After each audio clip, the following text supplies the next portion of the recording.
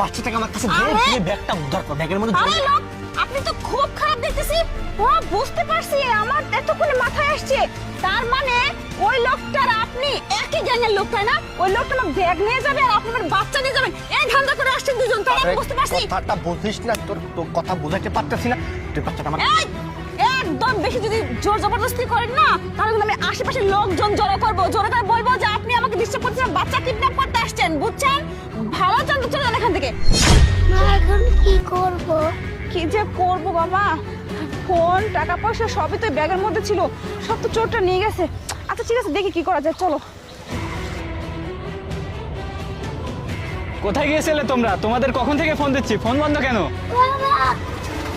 আসলে আমি আর ইরফান মিলে না ওই যে সামনে একটা রেস্টুরেন্টে খেতে গেছিলাম, তো ওই গলি দিয়ে আসার সময় একটা ছিনতাইকারী কবলে পড়ছিলাম। ওই ছিনতাইকারী না আমার ব্যাগটা নিয়ে চলে গেছে, আর ফোনটা তো ওই ব্যাগের মধ্যেই ছিল, এর জন্যই। তোমাকে কতবার নিষেধ করছি যে ওই গলি দিয়ে তুমি যাওয়া আসা করবে না, আর তুমি আমার কথা না শুনে ওই গলি দিয়ে যাওয়া আসা করো। আমার বাচ্চার যদি কিছু হয়ে যেত না, তোমার খবর করে ছাড়তাম। আসলে আমি না ভাবছিলাম যে সামনেই তো, এর জন্য একটু খাওয়া দাওয়া করতে গেছিলাম ওকে নিয়ে। আর জানো, আমার মনে হলো ওই লোকগুলো না প্ল্যান করে আসছিল আমার বাচ্চা কিডন্যাপ করার জন্য। আমি এটা পরে বুঝতে পারছি, ওরা একজন আমার ব্যাগ নিয়ে গেছে, আরেকজন আসছিল আমার বাচ্চাকে ধরে নিয়ে যাওয়ার জন্য। আমি তো কোনো মতে ওখান থেকে ওকে নিয়ে চলে আসছি, আর ব্যাগটা তো হারিয়েই গেছে। অল্পের জন্য আমার বাচ্চাটা আজকে বেঁচে গেছে, তোমাকে নিষেধ করার পরও তুমি কোনো কথাই শোনো না। তুমি কি পুলিশ কমপ্লেন করছো? না, করা হয়নি। বাদ দাও না, যা হওয়া তা তো হয়েই গেছে, এসব ঝামেলা করার কোনো দরকার নাই। না না, কোনোভাবে ছেড়ে দেওয়া যাবে না।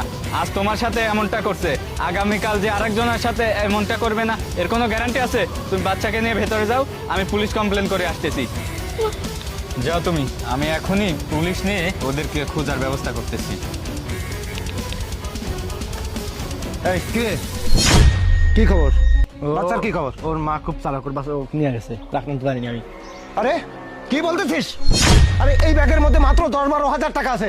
এই 10-12 হাজার টাকা দিয়ে কি হবে? ওই বাচ্চাটাকে বিক্রি করার জন্য 2 লক্ষ টাকা তুই নিয়েছিস। এই বাচ্চাটাকে পৌঁছে না দিতে পারলে কি হবে? হ্যাঁ, তো দিয়ে কোনো কাজ হবে না। আরে আমি কি হবে? আমি কি করব? এখনকার দিনের লোকজন অনেক চালাক, আগের মতো বোকা নেই। ওর মা বুঝে ফেলছে যে আমরা এই প্ল্যান করে এই এলাকায় ঢুকছি, বুঝতে পারছিস? তোর অবশ্যই কোনো বয়ানে ভুল হয়েছে, বিধায় সে বুঝতে পেরেছে। তোকে দিয়ে না কোনো কিছু সমাধান যা। আরে শোন, এটা ও বুঝতে পারছে।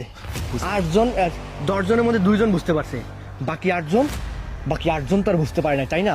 এই শহরের মধ্যে কি বাচ্চার অভাব পড়ছে? কোনো অভাব পড়ে নাই। বাকি 8 জনকে এইভাবেই ধোঁকা দিব।